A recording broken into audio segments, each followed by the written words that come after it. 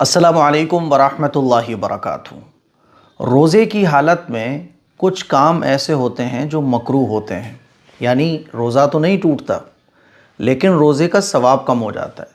पिछली 2-3 वीडियोज़ में मैंने आपको बताया था कि कौन सी चीज़ों से रोज़ा टूटता है और कौन सी ऐसी चीज़ें हैं जिनसे रोज़ा नहीं टूटता है। अगर आपने वो वीडियोज़ नहीं देखी हैं तो देख लीजिए आप यूट्यूब पे।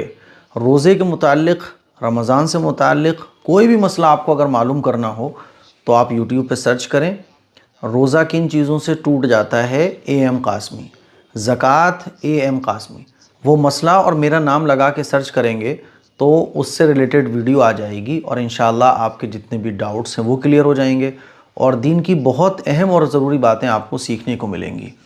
तो आज मैं आप लोगों को बताने जा रहा हूँ 12 ऐसी चीज़ें जो रोज़े में मकरूह हैं। यानी रोज़ा तो नहीं टूटेगा लेकिन रोज़े की हालत में इन कामों से भी हमें बचना चाहिए। मकरूह का मतलब कि अगर ये काम आप करोगे रोज़े की हालत में तो आपके रोज़े का सवाब कम हो जाएगा। और इसमें से कुछ चीज़ें तो ऐसी हैं जो हराम हैं, गुनाह कबीरा हैं, यानी रोज़े का सवाब पूरा का पूरा वो खा जाती हैं। तो आइए जानते हैं ये 12 मकरूह चीज़ें कौन कौन सी हैं। नंबर 1, ब्रश करना। रोज़े की हालत में ब्रश करने से बचना चाहिए क्योंकि बहुत अंदेशा है कि आप ब्रश कर रहे हों और टूथपेस्ट, कॉलगेट जो है ना वो अंदर चला जाए। तो आप सहरी से पहले पहले ब्रश कर लो। सहरी का टाइम ख़त्म हो गया, आप ब्रश मत करो, आप मिसवाक करो आप। तो ब्रश करना ये मकरूह है। कुछ लोग कोयले से दांत साफ़ करते हैं, गांव देहात में कोयला है, मंजन है, इसी तरह से गुल है। तो ये तमाम चीज़ें रोज़े की हालत में मकरूह हैं। नंबर 2, बिना ज़रूरत कोई चीज़ चखना या चबाना। आप मान लीजिए कोई चीज़ है जो चबा रहे हैं मुंह में लेके रोज़े की हालत में, तो ये मकरूह है। अगर हलक से नीचे उतर जाएगी वो तो रोज़ा टूट जाएगा। ऐसे ही बिला ज़रूरत कोई चीज़ चखना।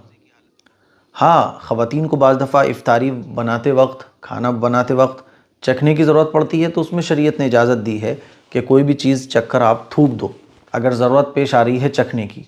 बाकी बिना ज़रूरत चखना तो ये मकरूह है। नंबर 3, गीबत करना, ये भी मकरूह है रोज़े की हालत में। गीबत करना ये गुनाह कबीरा है, बहुत बड़ा गुनाह है।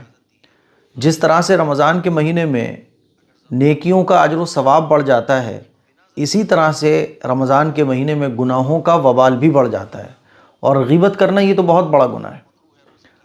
गीबत करने से बचना चाहिए। गीबत किसको कहते हैं कि आप किसी की बुराई कर रहे हों या उसका तस्करा ऐसे कर रहे हों कि अगर वो सुन ले तो उसको बुरा लगे, ये गीबत है। अच्छा, कुछ लोग कहते हैं कि अरे हम तो जो सच है वो बयान कर रहे हैं, ये बुराई तो उसके अंदर मौजूद है। तो जो बुराई उसके अंदर मौजूद है उसको आप ऐसे जिक्र करो कि अगर वो सुन ले तो उसको बुरा लगे, इसका नाम गीबत है।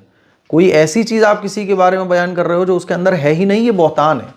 तो गीबत करने से बचना चाहिए।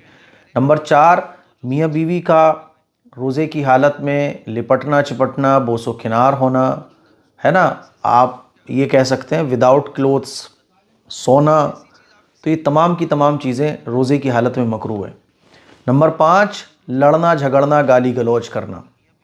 रोज़े की हालत में लड़ने झगड़ने से भी बचना चाहिए, गाली गलौज करने से भी बचना चाहिए। अल्लाह के नबी सल्लल्लाहु अलैहि वसल्लम का इरशाद है कि रोज़े की हालत में अगर कोई तुमसे लड़ने झगड़ने की कोशिश करे तो उससे कह दो कि भाई मेरा रोज़ा है, माजरत, मैं आपसे बहस नहीं कर सकता, मैं आपसे बदकलाम नहीं हो सकता।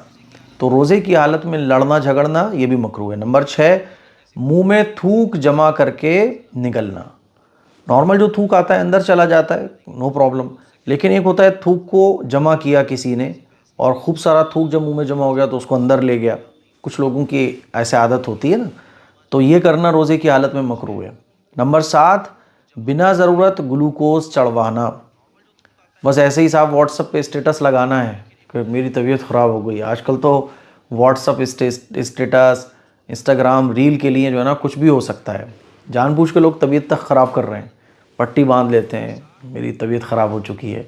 तो ऐसे बिला ज़रूरत ग्लूकोज चढ़वाना ये भी मकरूह है।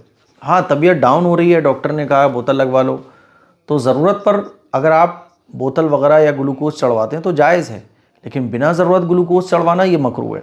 नंबर 8, टीवी देखना, मूवी देखना, गाने सुनना, ये तमाम की तमाम चीज़ें रोज़े की हालत में मकरूह है। नंबर 9, गेम खेलना। गेम अगर आप खेल रहे हैं, थोड़ा बहुत खेल लिया, चुटपुट जिसको कहते हैं, बस यूं ही 5-10 मिनट ऐसे ही, तो अलग बात है। गेम खेलने में आप आधा घंटा, 1 घंटा, 2 घंटे, 4-4 घंटे खर्च करो तो मकरू है ये। टाइम की बर्बादी रोज़े की हालत में मकरू है। नंबर 10, गर्लफ्रेंड बॉयफ्रेंड से बात करना। गर्लफ्रेंड बॉयफ्रेंड से बात कर रही है, बॉयफ्रेंड गर्लफ्रेंड से बात कर रहा है, तो नॉर्मल अगर ये बात है तो इसका गुनाह कम है। और नालायकीपन की बातें हो रही हों, प्यार मोहब्बत की, तो ये तो नाजायज़ और हराम है, तो हरामकारी है ये सीधी सीधी। तो इसीलिए रोज़े की हालत में इससे भी बचना चाहिए, आम दिनों में भी बचना चाहिए, लेकिन रोज़े की हालत में ख़ास तौर पर इसलिए बचना चाहिए क्योंकि रोज़े में नेकियों का अजर व सवाब भी बढ़ जाता है, गुनाहों का वबाल भी बढ़ जाता है। नंबर 11, गुनाह के काम करना। कोशिश ये करें कि रोज़े की हालत में कोई भी हमसे गुनाह ना हो। रोज़े रमज़ान के महीने में हमसे गुनाह नहीं होना चाहिए, इसकी कोशिश करना चाहिए। नंबर 12, खून देना। रोज़े की हालत में खून देना ये मकरूह है, खून देने से आप बचिए, है ना। बहुत ज़्यादा अगर इमरजेंसी है तो इफ़्तार करने के बाद आप खून दीजिए। रोज़े की हालत में खून देना ये भी मकरूह है। तो ये 12 चीज़ें हैं जो मकरूह हैं। मुझे उम्मीद है कि आप इन तमाम चीज़ों से बचने की कोशिश करेंगे। और भी बहुत सारी चीज़ें हो सकती हैं, जैसे कि रोज़े की हालत में ज़्यादा सोना, दिन भर आप सो ही रहे हो, ये मकरूह है। नमाज़ें क़ज़ा करना ये तो गुनाह कबीरा है, ये भी मकरूह है।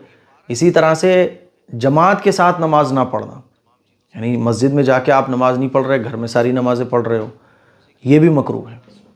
और जी आपका इधर उधर की बातें करना, बाज़ारों में टाइम स्पेंड करना, ये भी रोज़े की हालत में मकरूह है। ठीक है, तो ये कुछ चीज़ें हैं जो रोज़े की हालत में मकरूह हैं। मुझे उम्मीद है आपको बहुत अच्छे तरीके से समझ आ गई होंगी। इस क्लिप को शेयर करें, दूसरों तक पहुँचाएँ। अस्सलामु अलैकुम वरहमतुल्लाहि वबरकातुहू।